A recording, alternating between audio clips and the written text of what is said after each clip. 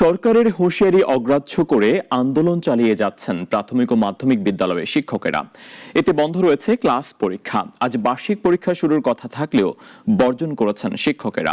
প্রতিনিধিদের পাঠানো তথ্য ছবিতে আরো জানাচ্ছেন শাশ্বতী সরকার।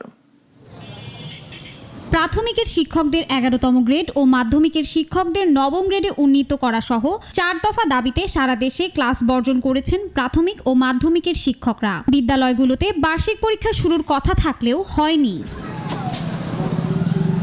রংপুরে সরকারি প্রাথমিক বিদ্যালয়ে পরীক্ষার হলে যাননি শিক্ষকরা। তবে শিক্ষার্থীদের কথা বিবেচনা করে কিছু প্রতিষ্ঠানে নিজ দায়িত্বে পরীক্ষা নিয়েছেন প্রধান শিক্ষকরা। যৌক্তিক দাবি, এই দাবির আদায়ের পক্ষে আমরা সবাই আন্দোলনরত অবস্থায় আছি।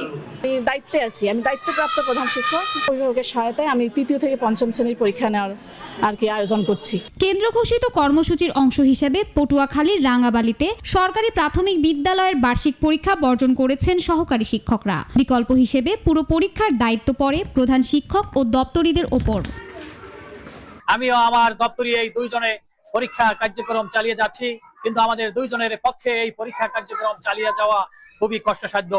সহকারী শিক্ষকরা বলছেন সরকার দাবি না মানা পর্যন্ত ক্লাসরুমে ফিরবেন না তারা। যতক্ষণ পর্যন্ত সরকার আমাদের এই দাবি দেওয়া মেনে না নেবে ততক্ষণ পর্যন্ত কেন্দ্রের সিদ্ধান্ত অনুযায়ী আমাদের কর্মবিরতি চলবে। 4 দফা দাবিতে পূর্ণ দিবস কর্মবিরতি পালন করেছেন জামালপুরের শিক্ষকরাও। কর্মসূচির অংশ হিসেবে জেলার 7টি সরকারি মাধ্যমিক বিদ্যালয়ে ষষ্ঠ থেকে 10ম শ্রেণীর পরীক্ষা স্থগিত আছে।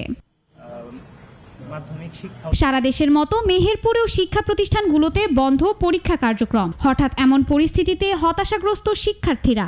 লক্ষ্মীপুরে বিভিন্ন স্কুলের সামনে অপেক্ষায় ছিলেন অভিভাবক ও শিক্ষার্থীরা। দীর্ঘ সময় বসে থেকে বাড়ি ফিরে যেতে বাধ্য হন তারা। পরে অনেক গার্ডিয়ান অনেক বাচ্চাদেরকে নিয়ে চলে গেছে। স্যারেরা বলছে পরীক্ষা হবে না, সেই জন্য আমরা বাসায় চলে যাই। তাহলে এটার দায় আমরা কাকে দিব? দাবি পূরণ হলে সাপ্তাহিক ছুটির দিনগুলোতে স্থগিত পরীক্ষা নেওয়া হবে বলে জানিয়েছেন আন্দোলনরত শিক্ষকরা। শাশ্বতী সরকার, নাগরিক।